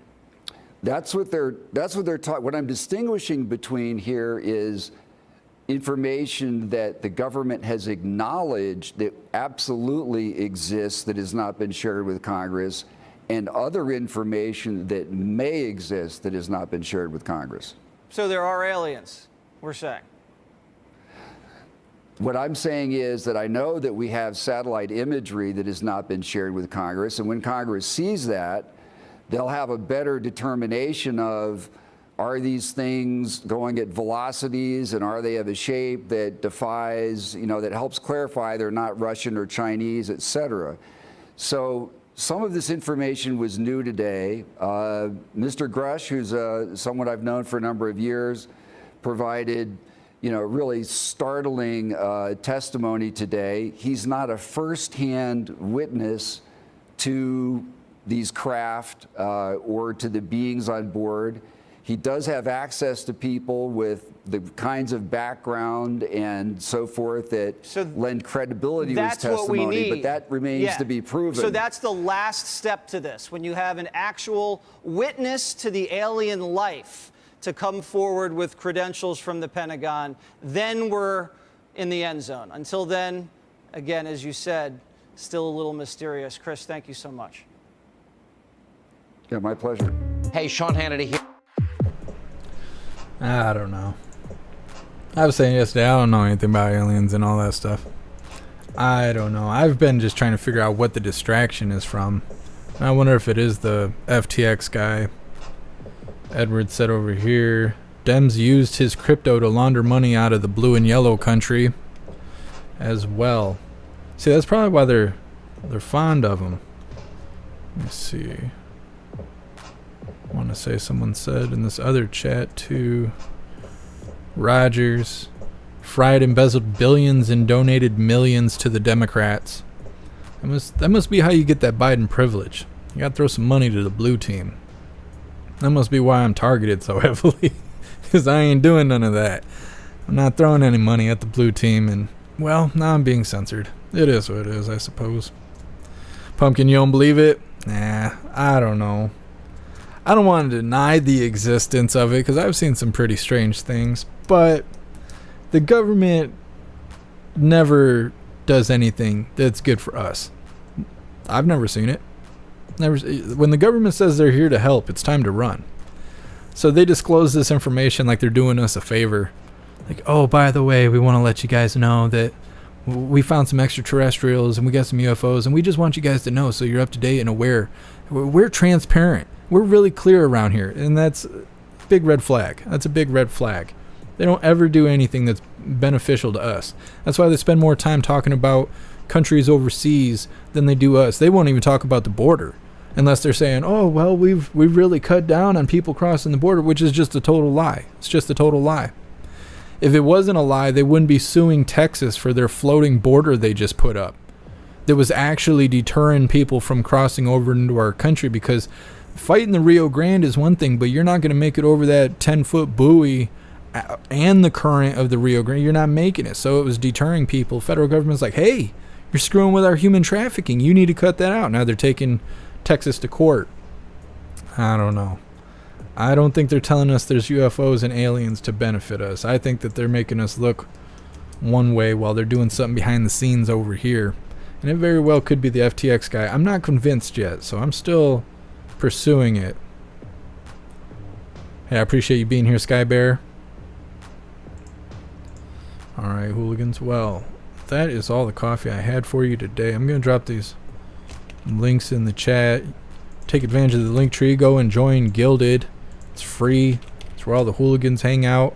And that way I can send you guys notifications every time we go live. You don't have to worry about the platforms trying to inform you. All that stuff is based on algorithm. So don't be left behind. Go join Gilded. I'll notify you myself when we go live. All the hooligans are there. There's a news board there. Tons of news every day. There's quite a few hooligans that are always posting news every day on the news board. So take advantage of that free resource so you can stay up to date with everything going on. Also on the link tree, you can make donations. You could join membership programs. You could try any of these alternative platforms, the free speech platforms. If you're ready to leave YouTube and boycott their censorship, the more people, we were talking about this in the chat on Rumble, if we can get enough support over on Rumble, we might start having guests and doing interviews and stuff like that. The only reason I don't do that stuff, other than I don't like people, is I have to worry about what they're going to say. The whole reason we didn't do the call-on show and stuff where you guys can call through Gilded or through jeffmaclive.com and we can have a conversation on the live. The only reason we don't do that is because I got to worry about YouTube community guidelines. They're holding us back from everything. Like, we can't grow. We are at the ceiling, just butting up against the ceiling because of the YouTube community guidelines, and now they've demonetized me. So I don't get any support at all from YouTube anymore. I appreciate you guys watching on YouTube, but as far as keeping the show going, making the show grow, holding on to YouTube is hurting us. It's hurting us. So we got to get more people over to these other platforms.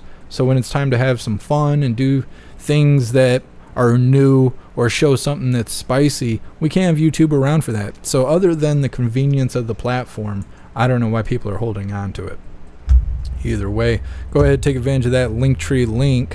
My mouse is dying. Go click on everything on the link. Also, we got brand new shirts. If you didn't see yesterday, we got the Screaming Goat shirts. Guys, go pick those up. You can find the merch link on the Linktree. I guess I'll just drop it in the chat. How hard is it? How hard is it to drop the link? Then you guys can just go straight there. Copy link. Boom.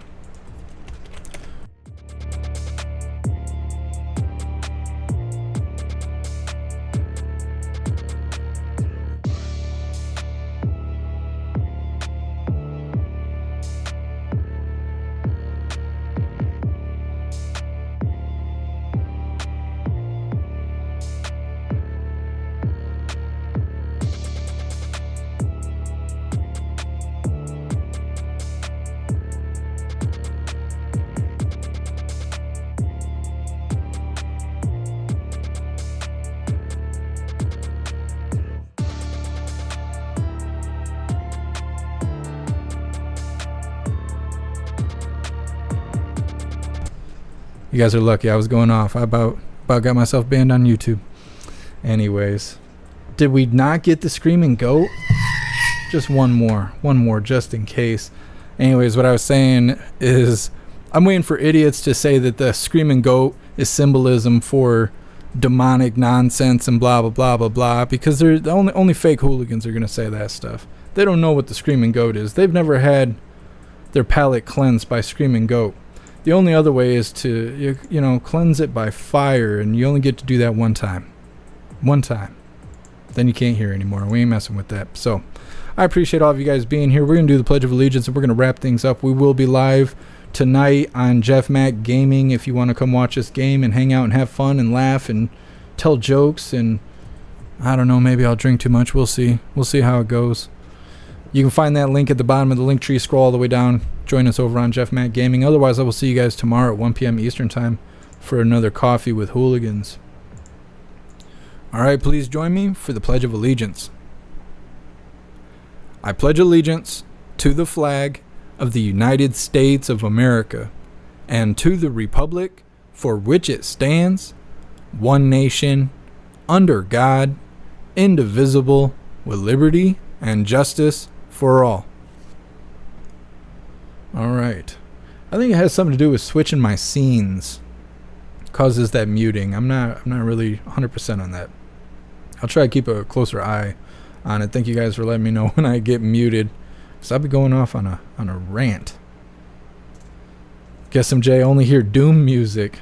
The pagan go. Yeah, see, I'm waiting for people to start that nonsense because, well, sometimes people are soft and stupid, and I have to deal with that on a daily basis. But the hooligans know. The real hooligans know what the Screaming Goat is. And we'll be good to go. We just got to keep trying to get everybody over to Rumble, jeffmaclive.com, Odyssey, Kick, even Twitch if you prefer that, but we got to get rid of YouTube. It's like cancer. It's like cancer. Even if we get monetized and stuff again, we'll just be worrying about community guidelines and watering down the show, and nobody wants that. So just go ahead, make the change. You know, you see what happened with Crowder, you see what's going on with Salty Cracker. Anybody that talks about what's really happening, anybody that talks about conservative values, they're all demonetized on YouTube. And everybody hanging out on YouTube and supporting all those creators by watching there, you're not really doing that. It's like you're getting a free ride while complaining about Democrats wanting free stuff. Just go ahead, make the switch over. Crowder, Salty, they're all over here on Rumble. Everybody who speaks openly and says what's actually going on is on Rumble. So if you're on YouTube and you're like, I support these guys, and you're on YouTube, you're not. I'll just tell you right now, you're not. It's nice to be there. It's nice to be a part of what's going on. But the actual support, even if you're not a member, happens everywhere else. Because being demonetized on YouTube, especially the way they did me during the live, I was right here live when they decided to hit me, because that's how they get down. That's how they try and castrate you. That's how they make you go away. If they just outright ban you, they might trigger some people. They might trigger some freedom lovers.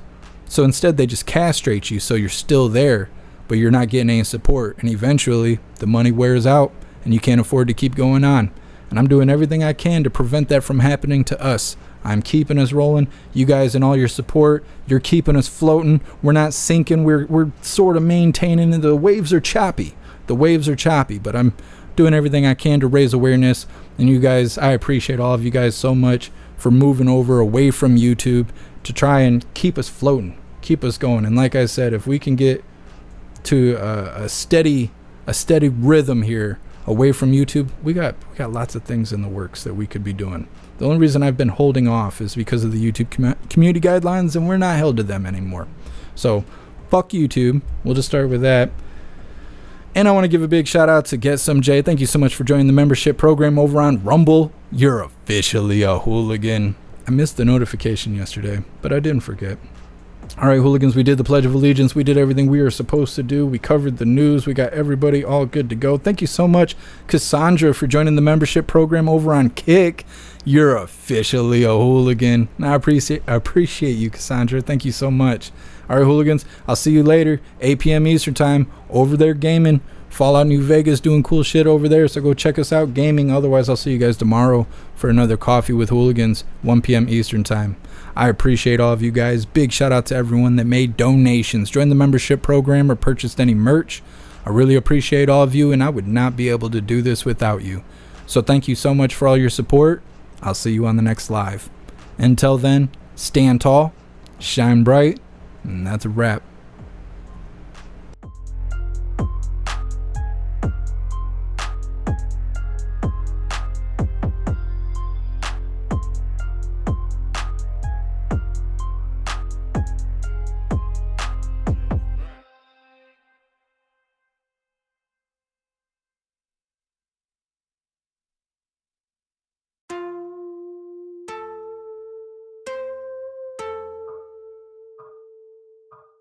Jeff.